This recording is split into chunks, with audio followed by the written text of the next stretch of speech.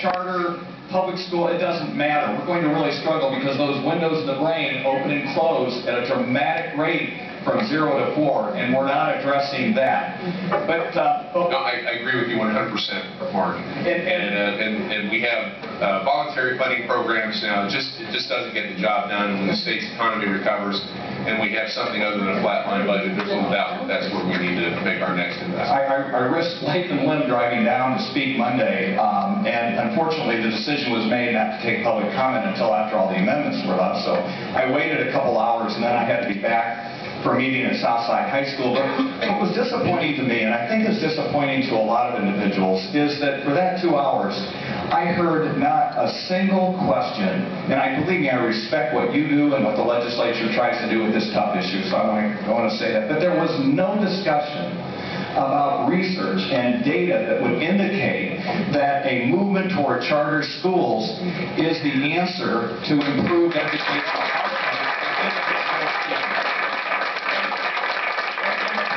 That is that we're not selling hamburgers. We're not in a situation where if you leave my restaurant to try Representative Heuer's, I shouldn't be defensive about that. I should say, if you get a better hamburger from her, well then I guess I better develop a better sauce.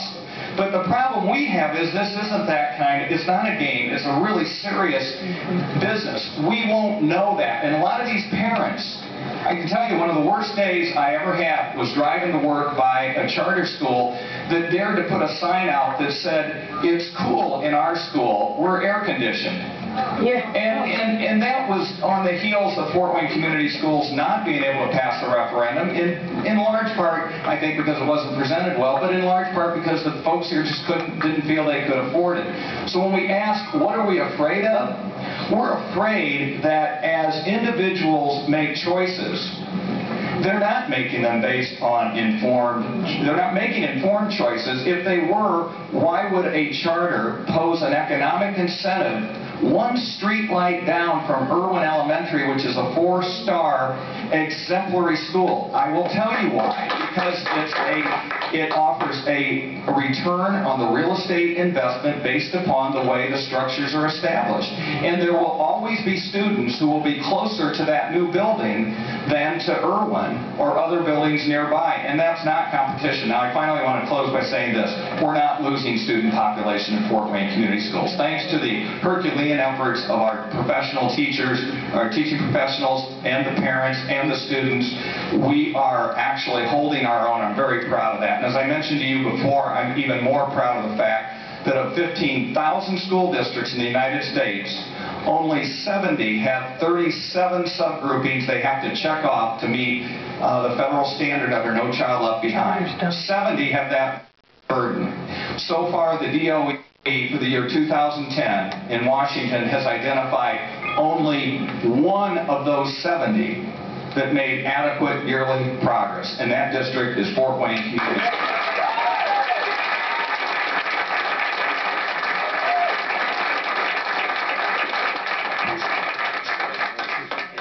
Impressive. I appreciate that you've got a lot of teacher support here with you. You said something I want to know. And parents. People are making uninformed decisions. So the government should make that decision for them. It's really the conclusion we have. 3,500 families. 3,500 families are waiting to get into charter schools. And again, you have a great product. You have a great system. It's got performance. You're going to be happy with competition, and you're going to survive. In fact, you're going to excel. That same kind of excellence is not available to every family throughout Indiana. And with a district like yours, I should welcome the opportunity for district competition to sit there yourself. So it's not the end of public education as we know it, like some would like to sell public schools. They're just free of collective bargaining if they create a new one or if they convert under the bill. Thanks for being here again. Thank you, Mark. I appreciate it. This young lady right back here. The budget challenges that we're facing would be to adopt the right to work for the state of Indiana. It's not always the answer. But I could see where if that were, we would, number one, encourage more industry to move to the state of Indiana, which would be very nice for our employment, as well as for the cost to our school systems. I've been somewhat surprised by, as you looked around the campus here, or even at Fort Wayne Community Schools, at their beautiful facilities. It's not always the most prudent. You can teach a child in a tent, and I don't mean that negatively to the Fort Wayne Community Schools. Nor should we always be looking at the teachers as the fault of the problem. I think we should start being a budgetary housewife with the budget and taking a look. What's wrong with our school boards volunteering for civic duty? I don't understand how we provide benefits to the school board members, retirement, health insurance, and so forth. It's usually a part-time job for them. There are just many ways of saving a few dollars that may not be huge, but when you put it all together, it can add up. And let the teachers have what they deserve. They're the ones on the front lines doing the hard work. Right. Yeah. On the right to work issue, you think that the charter schools pack a room, which we start talking about right to work. We'll have to be in the 1,600-seat auditorium that I saw here just a little bit ago with standing room only. Very difficult issue to deal with, and there was some added impetus. It's kind of a nuclear issue. You know what I mean? This is something that might shut your General Assembly down because of the hard feelings about it. There was a development, however, yesterday as the United Auto Workers, the new regional president of the United Auto Workers, announced that his goal was to organize the 3 foreign investment automobile plants in Indiana that provide a substantial portion of our manufacturing employment in this state. That's a great concern to policymakers, and so that may give a little added emphasis to the discussion. We have some others want to chat about that. I wanted to appreciate your comment there as far as the teachers being on the front line, the teachers. And as the speaker said, I also want to compliment you on your button there that says Small Business Works. Because being a small business owner myself, which is 80% of our lifeblood of our communities, I always try to encourage people to support local business. But back to your teacher comment again, both my parents were teachers, and as far as I'm concerned, they still are teachers. With my children and other children, my mother still volunteers her time in tutoring kids. But can you hold up your hand if you're a teacher and you're in the room tonight? Excellent. Well, I want to personally thank you and your service to our children. And I think the big focus tonight is, and you hit on this as well, ma'am, we all need to encourage the parents that to get more involved with their children, because that's, in my life, that's where my parents were my best teachers that I've had and still have to this day. So I want to personally thank each and every one of you teachers for the excellent job that you're doing.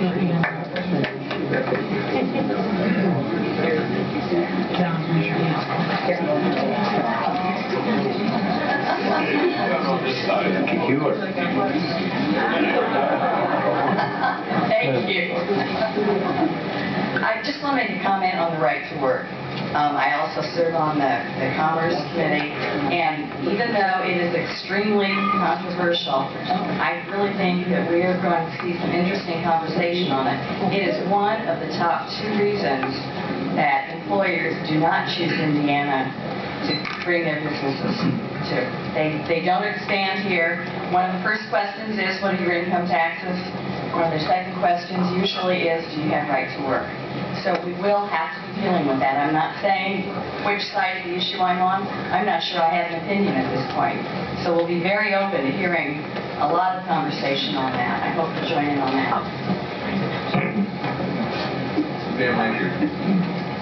Please. Yeah. I also think my son discussed the right to work, and I would think our viewers know that we are very much in favor of that bill, and we understand that it's keeping employers from coming to this state And I realize that people who are in unions feel that it somehow threatens their jobs. And to me, there are smaller amounts of people in unions, and I don't think that it's fair that the rest of the people in this state who need jobs should be somehow deprived of opportunities and lifelong excellent careers in good industries because people who are in a union are afraid.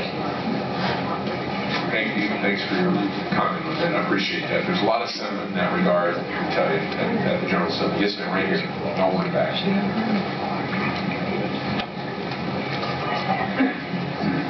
I am a member of the Teachers Union and proud to be one. I graduated from this university, magna cum laude, in '88, and I want the people to know that teachers in this school district don't get the kind of recognition that they deserve. Teachers are typically people who are very quiet. I'm not one of those teachers. I suspected as well. I have served as a member, teacher representative of my organization, both at the local and state level.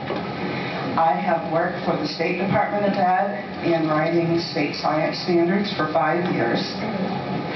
I have been recognized by former governors when I was first a new teacher. I also was recognized by the National Council on Economics Education and traveled for the U.S. Department of Education and the U.S. State Department to Lithuania to work with teachers in former Soviet countries on teaching them how to teach about a free market economy. I don't say that to toot my own horn. I say that because the teachers in this school district are highly qualified, not because we are I think that we're looked down on because of problems, and I teach where I teach by choice. I would not teach in a charter school if I were given the opportunity to do so. I have not had a raise in 6 years. My salary is frozen. The governor says that he wants to hold me accountable.